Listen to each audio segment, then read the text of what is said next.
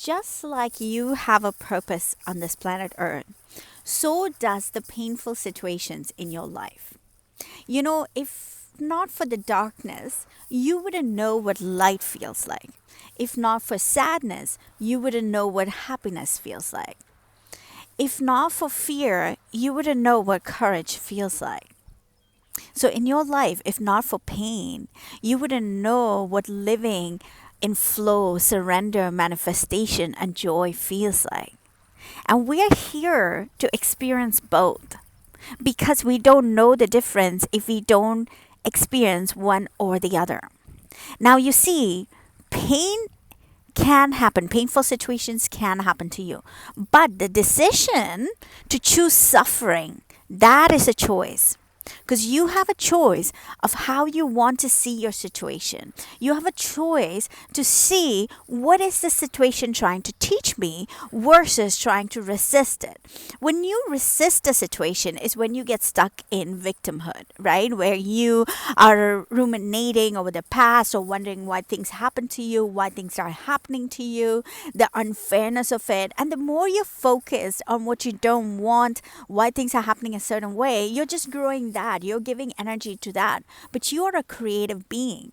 So if you started to focus on, hey, you know what? What is this situation trying to teach me? Who do I get to become? And what character trait of mine do I get to practice in this situation I'm in? So for some of you, you get to practice courage. For some of you, you get to practice trusting in the divine and surrendering. For some of you, the journey might be learning to practice forgiveness for yourself. For some of you, it might be forgiving someone else. These are all things you get to practice when you're in painful situation, and this is what builds your character.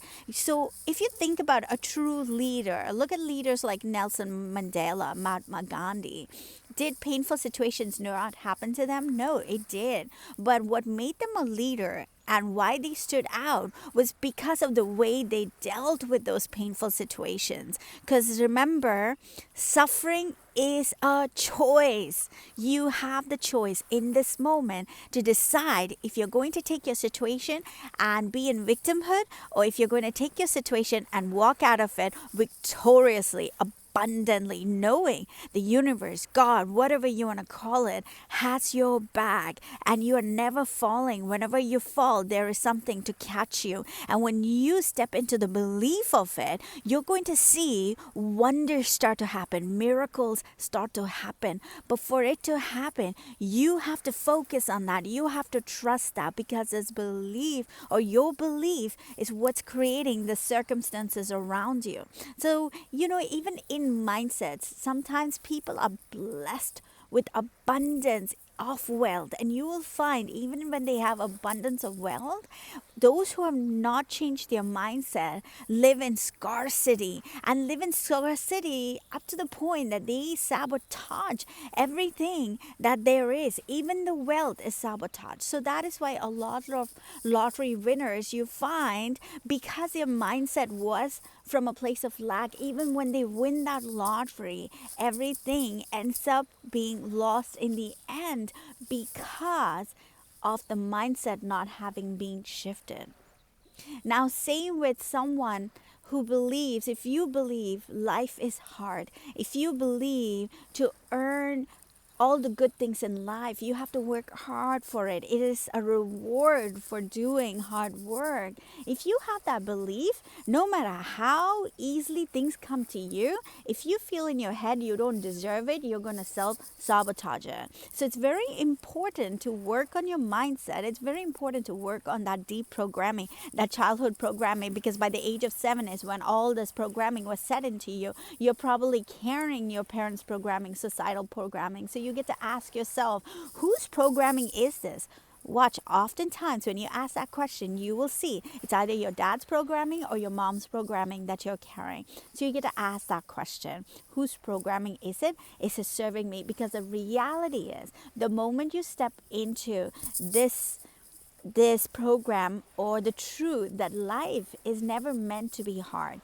Life is as hard or as easy as you make it. So if you step into, yeah, you know what, everything flows for me, things come easily to me, life is easy, and I feel abundant, I'm always caught by God. If I fall, I have nothing to fear. I only have to find joy and live a joyful life. And you don't even have to find joy, by the way. Literally, when you start to do things that brings you joy, you start to build that joyful aspect of you, right? The joy within you. So ask yourself, where are you in your mindset? Because the chances are, if you're in a mindset of lack and scarcity, if you're in a mindset where you think hard work is the way, because it's not hard work, it's smart work. Hard work is the way, no matter how easily things flow to you. Even when you're trying to manifest and you receive what you're manifesting, you receive the love of your life, you receive the abundance of money. Guess what? If you haven't shifted and build your character, shifted your programming, you are going to sabotage your love. You're going to sabotage all the wealth you made. So it has to start with your program. And for that program, for you to even know that there is a program that is not serving you, you need to access the subconscious self. Because from a conscious level, you know to say, yeah, you know what, life should be easy. Life is easy. You know, I can do this, I can do that. But the reality is your subconscious program is what drives you. So you're like a computer system. You have a program. No matter how much, you put in a new software, the reality is, if your unit, again, I'm not really good with the computer, but what I can say is, if your hardware cannot handle that new program, we need to change that hardware, right? So we need to actually change that hardware that's within you and change that program and put in this new program. And for some of you, that hardware literally requires you to go into your childhood, literally requires you to time travel, pull out the weeds from your past, reprogram that little girl or boy, their programming, and reprogram the future as well, where they can even accept the abundance. Because for many of you, you have an abundance block. For many of you, you want all these things, but when you receive it, you actually don't know how to receive it. You don't know how to receive all the goodness that comes your way, and you don't know how to keep it either. So very important for you to do your mindset work, for you to heal the childhood wounds. Because if deep down you feel unworthy, if you feel you're not enough and you're getting things easily, you want the universe to allow God to give you things easily and freely. If in your core you don't believe it, even when God gives you all that wealth in the world, if God gives you that lover you're seeking, if God gives you that man shit, guess what you're going to do? Because you don't believe deep within you deserve any of it, because you didn't change that deep programming and your identity, what you end up doing is you end up self-sabotaging. Deep down, by 6 years old, if you have watched your parents struggle, and if you have heard programming from your parents that there is so much scarcity in life, no matter how much you get it all, deep down, you feel unworthy, you sabotage, you lose it all. So it's very important for you to go into your deep subconscious awareness programming. And that's what quantum inner healing is all about, going into that subconscious self and pulling out that weed that's growing, changing you from within, from that core memory of yours, replacing that core memory, because there's a core memory that is controlling your programming. And sometimes that core memory, actually most of the times, it's not even in the conscious awareness. So you can't even access it no matter how hard you try. And we have to do something like quantum inner healing technique, where you are going into that subconscious and you can pull out that memory. And you'll be surprised how sometimes it's, as an adult, you're thinking, whoa, it's something that small that made me believe I'm not worthy of it all. But once you reprogram, you become ready to receive. So when you become ready to receive and you manifest, you get the things you always wanted. And this time, you get to keep them instead of sabotaging it.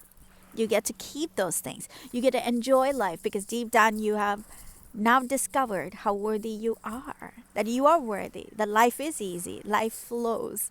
And you don't have to earn your worthiness. You don't have to earn amazing things in your life. You don't have to earn any of that. You have come here on planet Earth to have a wonderful experience. And everything is part of your experience. And what you're experiencing is part of your mindset and your belief system. And that's why, you find people for whom things happen easily. And you're many a times, because you don't want to look within and realize it's your mindset, you just say, oh, they have it easy. They're just lucky.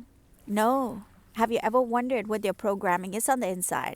Many people who are lucky believe that too. So in deep within, they believe that life is easy, life happens for them, God's always watching out for them. They believe that. So talk to those people who you think are lucky and see what their programming is. Now ask yourself what your programming is. If your programming is, I'm not lucky, bad things always happen to me. Yes, you had bad things happen to you in your childhood, but how you coped with that and what you took out of that, because that 6-year-old 7-year-old brain is interpreting the situation. And if you didn't interpret that situation as, you know what, this is not my fault, this is not my programming, this is my parents programming or my teacher's programming or my siblings programming, I don't have to take it in. If you believed, because as a newborn baby, the reality is you knew how worthy you are. You didn't stop crying when you needed food, right? When you were hungry or your diapers need to be changed, you just cried. You're like, hey, come and change my diaper. I'm just going to cry. I don't like the situation. Or come and give me food, right? So you knew your worth. You knew to ask for what you wanted. You didn't resist when people came and coddled you and said what a cute little baby you were. You did not resist. It's as you started growing and you started to experience life around you, you started to think life has to be a certain way. If the people around you were living in lack mindset, you started to take that on. You started to think all the actions that happened towards you were a reflection of you, when in reality, it was just a reflection of the stress and the hurt that the people around you were experiencing, and you were just the person they took it out on because you were there. And as a child, when you wanted that love and that attention and you went to that parent was completely stressed out or lacked sleep or was feeling financially stressed, but you didn't realize that, right? And you personalized it as, oh, you know what, I am not valuable because they're not spending any time with me. I am not lovable because my own parent is not loving me, because you all had needs of how you wanted to be loved. And when you didn't get that, your conclusion as a child was, I am not lovable, I am not enough, I am not, I'm just, look at life, I'm just here, I'm no one. I'm not worthy because my own parents are not loving me. It all started there. It all started in that childhood. And there were events, which you need to go back in time through sessions like quantum inner healing technique, which I developed, to literally go back in time, to access that subconscious, because none of these events from your past are even in the conscious awareness. And when you pull out those events, you get to see that little boy or that little girl creating this idea about life that's not even true. And as adults thinking that is life, that life is hard work, life has to be, all the good things in life has to be earned. No, you deserve it. You're worthy of it. Your worth, all the amazing things in this life does not have to be earned. Maybe it was your childhood experience and most of the time it's taking on other people's belief system, but you don't have to earn a thing. You are worthy of it all. You are enough. You're valuable. You're here to experience all the good that is in this life. And for some of you, you might be born into all the amazingness. And for some of you, you know what's amazing when you're not born into it? You get to grow. But know that just because you're not born into all the ease and flow doesn't mean you don't deserve the ease and flow. Think about that one. Let me repeat that. Just because you were not born into a family where things happened easily, where it was abundance, doesn't mean that's where you need to be as an adult. You get to live now with ease and flow. The only thing stopping you from living with ease and flow is that subconscious programming. And you know what? You're not a victim. You are powerful. And you have the control now to go to that programming, rechange it, shift it, and step into your power.